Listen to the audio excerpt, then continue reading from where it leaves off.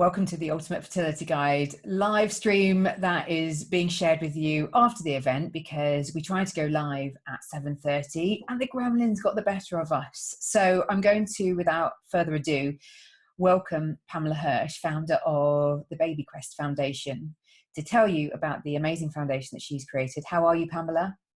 I'm great. Thank you for having me today. Well, thank you for being patient because I was desperately trying to put you live on Facebook and it wasn't to be. And we did try and speak about a month ago, and this is a whole new thing for me. I'm normally behind the microphone with the podcast.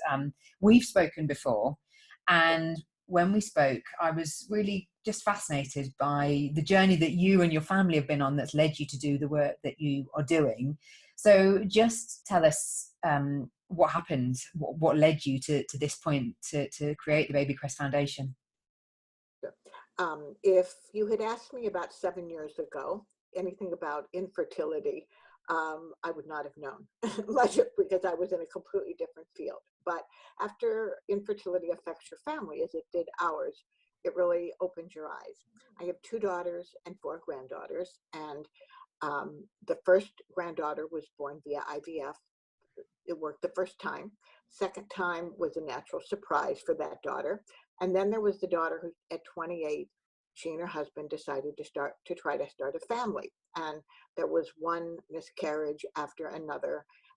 She then went through IVF 4 times. Each time she got pregnant and had a miscarriage after hearing the heartbeat. They didn't hear anything at 9 weeks. And finally, she was told that she had a uterus that could not support the growth of a child past what it had been doing 8 or 9 weeks. And she now has 2 beautiful daughters via surrogate. Each was carried by a surrogate. And after the birth of the first daughter by surrogacy, it really opened my eyes to the fact that surrogacy is enormously expensive.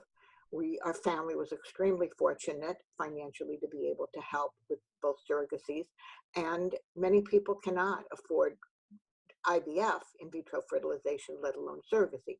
And I felt there needed to be a charity to help people who were financially challenged to start a family. So that's when we started.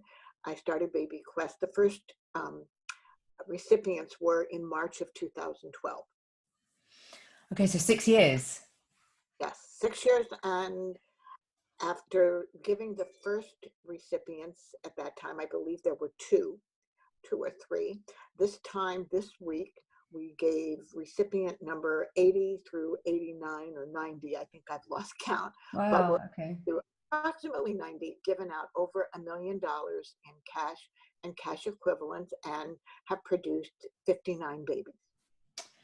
Wow, well done to you. I mean, an amazing achievement. And I know from your Facebook page that you've just kind of shared an announcement that 10 recipients are about to hear the news, because when we were due to speak, which was, I think, early May, I think you closed the book, so to speak, at the end of May. Is that right?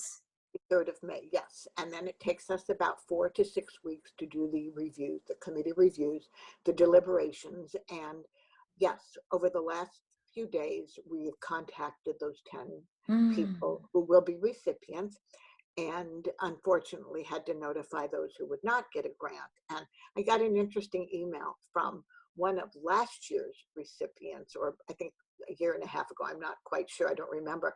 And she has twin girls now. And she emailed me this morning after she saw the announcement for the new recipients that she's kept my phone message when I gave her the news of her becoming a recipient, and she plays it every once in a while. Oh. And she has twin girls. I happened to have met them last year in October when I was in Columbus, Ohio, and she's in Ohio. And we had a reunion of many of the recipients in the area, the general area. And it was just very interesting to hear that she had kept the phone announcement or the phone call when I had called her. And I hope it has been as meaningful to the others, which I believe that it has. Oh, well, let's just talk about the review period, because you just mentioned 4 to 6 weeks. How does it unfold itself? Who's involved? Hours and hours of looking through applications, studying them, having different committees look at them. First, first I should say, just the overall personal story, reading that. how much has the couple or the individual spent on past procedures that have failed? What's their history? What are they like? Then we look at education. We look at profession. How long have they been in their job? We look at income, but we can't say give a minimum or maximum income, because income levels are so different in various parts of the country, depending upon cost of living. We look at financial information. The last thing, we give the 20 or so finalists we give their medical portions to our team of doctors. The doctors then look and say which candidates would probably be the most viable as far as possibility of becoming pregnant and having a child.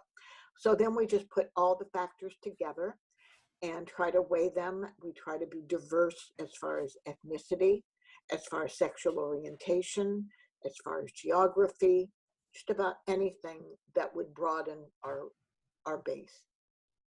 A lot to take on when you're trying to work it all out. Lots of bases to cover, isn't there? There definitely are. And it's not to say that we make the absolute perfect decisions, because I'm sure that we have made some errors. In fact, this time, of the 10 recipients, I believe one of them was a third-time applicant. And I looked at her application after she was selected, and it just made me wonder, what did we do? Did we overlook her the first 2 times? Did they improve their profession? Did their financial situation improve? So it's always in flux. We encourage people who, if they are going to continue trying and they want to try, again, to apply in the next 6 months, they should. And we do sometimes give really close attention to people who've applied a second and a third time. All right. Well, look, I've got some questions, despite us not being as live on Facebook as I'd intended for us to be. Luckily, I had asked in the build-up to speaking to you. So Amanda has said, I'm not a US citizen, can I apply? And this is, am I right in saying this is for US citizens, the BabyQuest Foundation? I'm sorry, I didn't understand the question. Amanda had asked, she said, I'm not a US citizen, can I apply? No, I'm not. Oh, a citizen, yes. Yeah, not being a citizen is not the crucial element. You must be a permanent resident of the United States. Yes. Okay. So Sandra and John have said, what type of information do you need to complete the form? Because I know when we spoke before, it's quite a lengthy form. Yes. It's quite a lengthy application, isn't it? It's lengthy, but I don't consider it extremely complicated. If you look at a tax form, this is very, very, a US tax form. This is easy. Any tax form, surely. Probably, yes. Information, name, address, birthday, any children in the household, how much money can you contribute if selected, educational information, where did you go to school, degrees, professional information, how long have you worked in your current place of employment, salary, bonus type pay, property, what properties do you own, what extra money market cash do you have available, what have I forgotten? Fertility history, what have you spent at different facilities? Have you changed facilities? Are you happy with the doctor? Because we always look to make sure that you're going to a reproductive specialist, not an OB/GYN. And then 3 pages of a medical evaluation that must be filled out by the physician, which basically allows us to compare apples to apples, because previously people would be sending in their medical records. Some people sent in 2 pages, some people sent in 100 pages. It's just not a fair comparison. So the doctors on our board came up with a medical evaluation, which gives them all of the pertinent information that they need to make an evaluation. So it's quite important, I think, to just highlight that what you provide is a grant to go towards the funding. You don't fund people's treatment. Exactly. And when people say how much are the grants, it really depends on the need. We have given grants as low as $2,000. We've given them as high as $15,000 or $16,000, and plus medications, which really total $4,000 to $6,000. So it totally depends upon the need. Because Pete actually asked in another question, is there an average grant or does it depend on the state you're in, as It in the depends. geographic, on the state? If somebody is asking for a frozen transfer because they have frozen embryos, that procedure does not cost as much as a full transfer, a full egg retrieval and a transfer. If somebody is asking for surrogacy, gestational surrogacy, the costs are astronomical. And it depends what the balance is of what they need. If somebody is asking for IVF with using an egg donor, that ups the cost by about $10,000 to $15,000 above what the normal IVF would be. If somebody is asking for embryo donation, which is using an embryo that they have been that they have adopted, is I guess the right word, that's less of an expense. So everything is really in line with what their requests are and what they have to contribute and what the doctor or the clinic might be willing to contribute as a contribution to help the couple. It takes a lot of people to put this together, and the more Yeah. expensive, believe me, and the more expensive the request, such as surrogacy, the more cooperation we need from the doctor, from the lawyer, from the psych evaluation, from the clinic, from the lab, and so forth. Gosh, it's really involved, isn't it? And something that people shouldn't take lightly. And I know that's probably why you only open it up twice a year to manage it all. It's funny because when I first started this, we tried to do it 3 times a year, and 4 months comes around way too quickly. And I think we did that once and then realized that there's just no way to do this 3 times a year. 2 times a year is definitely the way to go. It's adequate. It's better than once a year because people don't want to wait a whole year to apply again. 6 months is a reasonable amount of time Mm. to wait to try the next application cycle if they're inclined to do that. Now, Daniel asks, and it might have been covered before when we were talking, he says, do both partners have to be US citizens? You were talking about being permanent residents. So just to clarify, if one is, if one, it's not about the citizenship, it's about being a permanent resident. That's right, isn't it? Right.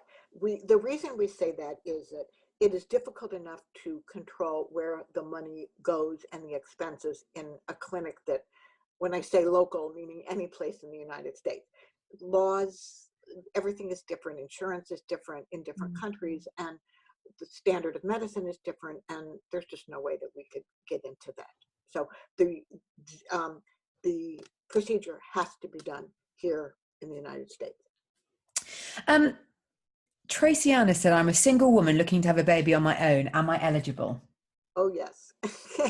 And in fact, even though we have said in the past, and we have given grants to single women for egg freezing, this Right. is the first time, we have just given a donation to a woman, mid-40s. I think she signed a contract. I believe I can talk about this. How exciting. Yes, she is from New York. She is a state representative from Brooklyn. She has spent her life savings and more on failed procedures, including miscarriages of twins this last time. She is going to be going through IVF with an egg donor at this point. She is the first Haitian American woman to be elected to represent New York, and she is an advocate for women's rights in the state assembly, sponsoring numerous bills to help women. And I'm very proud that she's going to be both a recipient and kind of an ambassador spokesperson, because she is very outspoken about what the costs are. Yeah. And her well, both as our ambassador and as our recipient. And I suppose even though, you know, you've given this grant, there's still no guarantee, because sadly there isn't with this kind of treatment, is there? And so there's still that vulnerability with everybody involved. Exactly. There's no guarantee. And what we say to our recipients is, we are giving you the opportunity financially to pursue treatment. We can't guarantee it. It may work and it may not. We have tried to select people who will not only provide a wonderful, stable environment for a child, but who are in the right medical place, that there's a good chance this will work. But this is such an imprecise science that if you ask several doctors, who do you think will have a child, you can get a multitude of answers. Yeah. Yeah, it's like this bizarre combination that we're trying to get unlocked, and there's all these like little factors that one might slip into place. And Tamara says, can you still apply if you have a child but are dealing with secondary infertility? We do accept applications for people in that situation. However, we do say on our website, and we're very open about this, we give priority to people who do not have children. It just, yes, we have given grants to people who already have a child. Once it was to somebody who the existing child was 6 or 7 and has a genetic disease that they did not want to pass along to another child, and in that case they needed IVF with pre-genetic testing, screening, to eliminate passing along the gene that would create this very debilitating disease. Yes, we do accept applications. It's just that we usually give priority to people who don't have children. Okay. Well, that's all the questions that we've had in. Sadly, I haven't got people there waiting to ask you more. When is the next round open? Is it September? November. November time. I mean, we need time. Yeah. November 14th is actually the next grant deadline, Okay. which means that all applications have to be in our hands, not postmarked, in our hands by November 14th. That gives us approximately 4 to 6 weeks to do our reviews and deliberations. Generally, the November cycle takes us a little longer to notify recipients because of the holidays, doctors being away, committee members being away. So this past year, I believe we notified people January 3rd, and the deadline was more or less the same time period. So you need to apply and then kind of almost forget about it and go and have a brilliant holiday festive season, and then wait for the new year to see what happens. Yes, definitely. And again, the amount of time that it takes us to do the deliberations is really, it's really worth it and necessary, because it's serious and we take it very seriously. And we can't, people say, well, if I turn my application in a month early, won't I hear earlier? And no, because we have a finite amount of money to distribute. And if we find an application, if something comes in 2 months before the deadline and we look at it, okay, this is wonderful, what happens if others come in following that and are even more deserving, whatever you want to call it? Sure. Everybody has submitted to start reviewing applications. And before I let you go, because I think it's also important that people realize that you're constantly fundraising to have the money available for people to have these grants. And I read something on your Facebook where you commented that talking about how when you're trying to fundraise for the grants, it's quite hard and unsettling to be told by someone to tell your applicant to get a dog. So it gives an idea of what you're up against. That's true. It is hard. It's very interesting that very recently, even though we are 6 years old, we're very small in the scheme of things when you look at other charities, the March of Dimes, the Make-A-Wish Foundation, charities for other diseases, breast cancer. We are very small in comparison, even though we are growing. But we definitely depend on donations. And it's very interesting that within the past 2 months, we have had 2 couples step forward. Both of them, well, the first one is a New York couple that had a lot of difficulty in having a child. They thought they were going to have a child via surrogacy. They tried one last 4th or 5th IVF because they had the funds to do so. It worked. And they decided to pay it forward. And through BabyQuest, they are doing a yearly grant or surrogacy of a certain amount of money that will be given. We just gave it to a couple from Georgia this time. Wow, how wonderful. And they have a friend who will be carrying a child for them. and they have just been given this grant from this couple who wants to remain anonymous, but this will be a yearly thing. The next thing that we're doing is a woman in Arizona has decided, a family in Arizona, I should say, has decided they've been touched by infertility, and also very tragically, a woman's twin sister was killed in an accident not that long ago. This family has decided to set up a memorial infertility grant yearly that will just be given to couples from Arizona. The only requirement, other than living in Arizona, is that they must be a woman suffering from endometriosis, which is fairly common in 1 in 10, I believe. That, and with women who apply to us, especially, who are having difficulty conceiving. We haven't even put out the information on that grant as yet, but that will be another yearly grant. So the fact that people who are successful and who have the ability to pay it forward are stepping up to do so is really amazing and heartwarming. Well, Pamela, thank you for your time. It's been really interesting hearing more about it. And I will share the video on the Ultimate Fertility Guide Facebook page so people can get in touch. And the website is BabyQuest, is just babyquestfoundation.org, isn't it? BabyQuestFoundation.org. Yes. We'll put all the social media channels as well, because I know that you're on Instagram and on Facebook and on Twitter, so we'll make sure people can get in touch, and hopefully you can have a bit of time out now that you've sent those 10 people the good news, and you've got a little bit of time before the November application. Just get it. Thank you very much, and thank you for all your help. Thank you. You take care. You too. Bye.